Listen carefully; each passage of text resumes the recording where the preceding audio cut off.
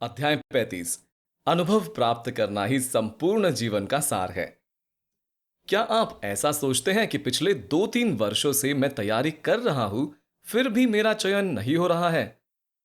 मैं अमुक परीक्षा के पहले तैयारी के लिए पूरी रात जाकर पढ़ाई करता रहा, फिर भी मेरा चयन नहीं हुआ। कितना भी पढ़ लूं, चयन नहीं होता। मैं इस बार 10 नंबर से अंतिम रूप से चयनित होने से वंचित रह गया। मैं इस बार 5 नंबर से अंतिम रूप से चयनित होने से वंचित रह गया। मैं पिछली बार 1 नंबर से अंतिम रूप से चयनित होने से वंचित रह गया। ये सिर्फ मेरे साथ ही होता है। क्या इसी तरह की भावनाएं मन में आती रहती है और सोच सोच कर परेशान होते रहते हैं? ऐसा क्यों होता है? उदाहरण, 8 टीमें क्रिकेट खेलती है, 2 टीमें फाइनल में पहुंचती है और एक टीम टूर्नामेंट जीतती है, ट्रॉफी ले जाती है। और जो दूसरी टीम फाइनल में हारती है, माना यह दूसरी टीम आपकी टीम है, तो क्या आपकी टीम का लीग मैच से फाइनल मैच तक का सफर निरर्थक रहा? उत्तर है नहीं। क्रिकेट टूर्नामेंट में आपकी टीम फाइनल तक पहुंचती है और हार जाती है। इसका मतलब है आपकी टीम फाइनल तक पहुंचने की कुवत रखती है और अंतिम मैच ही आपकी टीम हारी है। आप पहले सभी लीग मैच जीतते गए और फाइनल में पहुंचकर हारे हैं।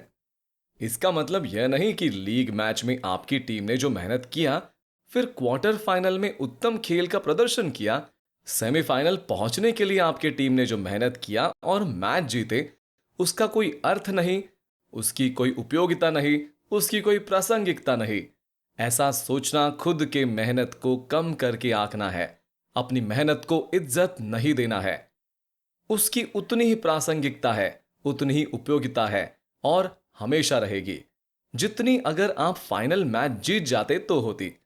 लीग मैच से फाइनल मैच तक पहुंचने में आपने जो अनुभव प्राप्त किया, आपके टीम ने, आपके कप्तान ने, आपके खिलाड़ियों ने, आपके विकेट कीपर ने, अन्य खिलाड़ियों ने, आपके कोच ने जो अनुभव प्राप्त किया, वह आपके आने वाले भविष्य के टूर्नामेंट के लिए मार्गदर्शिका है। पिछले 2-3 वर्ष से आप कर्मचारी चयन आयोग की तैयारी कर रहे हैं और अंतिम चयन नहीं हो रहा है, तो क्या यह पूरा का पूरा तैयारी निरर्थक रहा? उत्तर है नहीं। यह निरर्थक नहीं रहा। यह निरर्थक नहीं है। यह निरर्थक नहीं हो सकता। यह निरर्थक नहीं होगा। आपको क्या पता कि अभी भविष्य में क्या होने वाला है? किस ऊंचाइयों, बुलंदियों को आप छूने वाले हैं? जो यात्रा आपने परीक्षा की तैयारी के लिए किए, सामान्य ज्ञान पर आपने जो मेहनत किया, इंग्लिश विषय पर आपने जो मेहनत किया, गणित विषय पर आपने जो मेहनत किया, जो फॉर्मूले याद किए, शॉर्टकट्स पर जो महारत हासिल किया, शॉर्टकट्स जो अपने मन में विकसित किए, उन्हें याद किया, उन्हें अपने हृदय में संजोया, यह वही यादें अमृत है जो नौकरी की दुनिया में आपको शाश्वत बनाएंगे, आपको सफलता दिलाएंगे। अतः इन अनुभवों को प्राप्त करना ही इस प्रतियोगी जीवन के सफलता का सार है।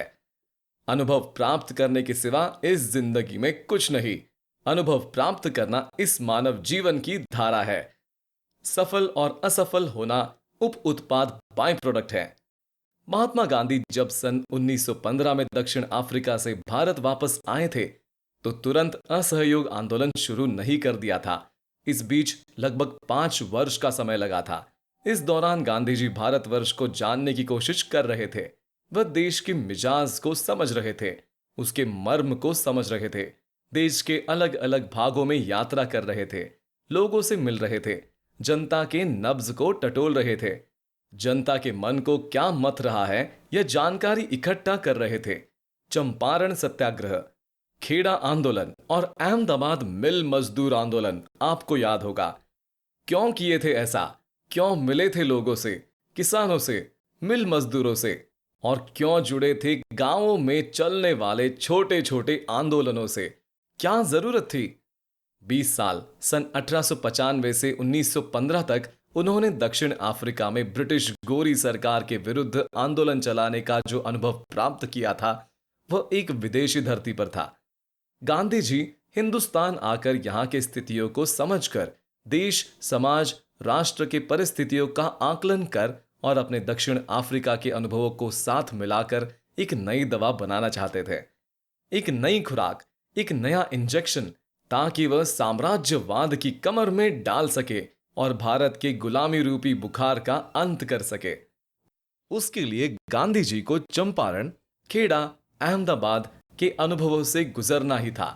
भारत भूमि के बारे में, उनके किसानों, मजदूरों, व्यापारियों के बारे में, भारत के चौहद्दी, उसके भूगोल के बारे में जाने बगैर गांधी जी कोई आंदोलन खड़ा कर ही नहीं सकते थे। और सबसे बढ़कर लोगों के मन मस्तिष्क में क्या चल रहा है उसे समझना जरूरी था।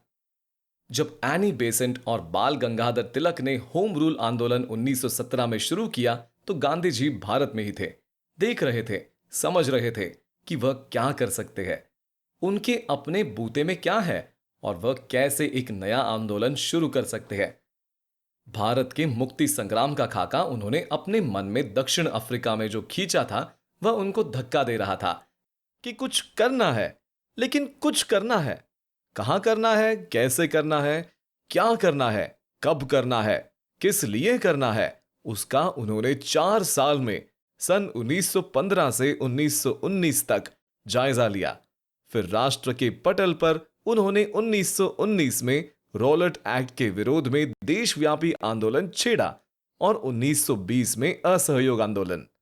गांधी जी ने सविनय अवज्ञा आंदोलन के सन 1934 में समाप्ति पर निराश हुए राष्ट्रीय आंदोलन के नेताओं को कहा था, मैं किसी तरह की पराजय की भावना से ग्रस्त नहीं हूं और आशा की वह ज्योति कि हमारा देश अपने लक्ष्य की प्राप्ति के लिए निरंतर आगे बढ़ रहा है, आज भी उसी तरह प्रज्वलित है जैसा कि 1920 में थी। आगे उन्होंने कहा, मैं न तो निराश हूं और न असहाय महसूस कर रहा हूं। देश को जो ऊर्जा मिली है उसका अंदाजा आपको नहीं है, मगर मुझे है। तो बगैर अनुभव प्राप्त किए यह कहना कि हमारा चयन नहीं हो रहा है, यह छोटे बच्चे का चांद को पाने की कोरी लालसा जैसा है। आपका चयन तभी होगा जब आपको विषय पर अनुभव प्राप्त हो जाएगा। आप उस अनुभव के आधार पर परीक्षा में प्रश्नों को हल कर देंगे। अभी अस्थायी असफलताओं का अनुभव प्राप्त कीजिए और लाइन में खड़े रहिए, आपको जरूर पुकारा जाएगा। धैर्य रखिए। क्यों डरे, जिंदगी में क्या होगा, कुछ न होगा तो तजुर्बा होगा। विकास दिव्य कीर्ति सर। भुट्टे मक्का को भूनने के लिए उसे तेज आग पर रखना पड़ता है, न कि आग के बगल में। हाथ पंखा से हवा देकर आग को तेज भड़काया जाता है। साथ ही भुट्टे के अनपके दाने को बार बार उलट पलट कर देखा जाता है, पहचाना जाता है। अनपके दाने को आग की तरफ घुमाया जाता है ताकि वह जल्दी से भून जाए। और अच्छे से भुना हुआ भुट्टा किसे अच्छा नहीं लगता? आपको भी तो अच्छा लगता है ना? तैयारी करते समय किसी प्रश्न को बार बार अनेकों बार हल करना पड़ेगा। जिस स्थान विशेष पर किसी प्रश्न को बनाने में आप गलती करते हैं वहां बार बार आना पड़ेगा और बार बार उसे सही तरीके से हल करना पड़ेगा, उसे याद रखना पड़ेगा। सिर्फ तैयारी करने के नाम पर तैयारी पूर्ण नहीं होती। उस प्रश्न के स्थान विशेष पर बार बार पहुंचना, सही तरीके से हल करना और निर्धारित समय के अंदर हल करना ही 100% तैयारी है। आपके पाठ्यक्रम में ऐसे हजारों स्थान विशेष है जहां आपको पहुंचना है और जल्दी पहुंचना है। कुछ उम्मीदवार कहते हैं कि उन्होंने 4 वर्ष तक तैयारी किया, लेकिन ज्वलंत प्रश्न यह है कि क्या वे गलतियों के उस स्थान विशेष तक जो उनके प्रैक्टिस सेट में भरे पड़े हैं कितनी बार पहुंचे हैं? एक बार एक उम्मीदवार ने कक्षा में मुझसे पूछा कि मैं पिछले 4 वर्ष से खूब तैयारी कर रहा हूं, फिर भी मेरा अंतिम चयन नहीं हुआ। मैंने उत्तर देने के बजाय प्रश्न पूछा, क्या आपका 4 वर्ष का अध्ययन गुणात्मक क्वालिटेटिव है या संख्यात्मक क्वांटिटेटिव? वे समझ गए, लेकिन झेपते हुए बोले, मैं समझा नहीं। मैंने कहा, आपका यह 4 वर्ष दिनों की संख्या को प्रदर्शित करता है। इन 4 वर्षों में आपने सचमुच में क्या अध्ययन किया? अध्ययन की गहराई, डेप्थ ऑफ स्टडी में जाकर कितना पढ़े, इसके गुणात्मकता को प्रदर्शित नहीं करता। जिस दिन आप अध्ययन को दिनों की संख्या क्वांटिटी में प्रदर्शित न कर गुण क्वालिटी में प्रदर्शित करेंगे, उस दिन आपका अंतिम चयन हो जाएगा। कक्षा में शांति छा गई और साथ ही उन उम्मीदवारों का क्या जो आपसे पहले उन अनुभवों को प्राप्त कर रखा है, गहराई में जाकर गोता लगाया है और जो लाइन में आपसे पहले खड़े हैं। ब्रह्मांड के अटल नियम के अनुसार पहले उनका नंबर आएगा, फिर आपका आएगा। तब तक धैर्य बनाए रखें और लाइन में सीधा एवं शांतिपूर्वक खड़े रहे।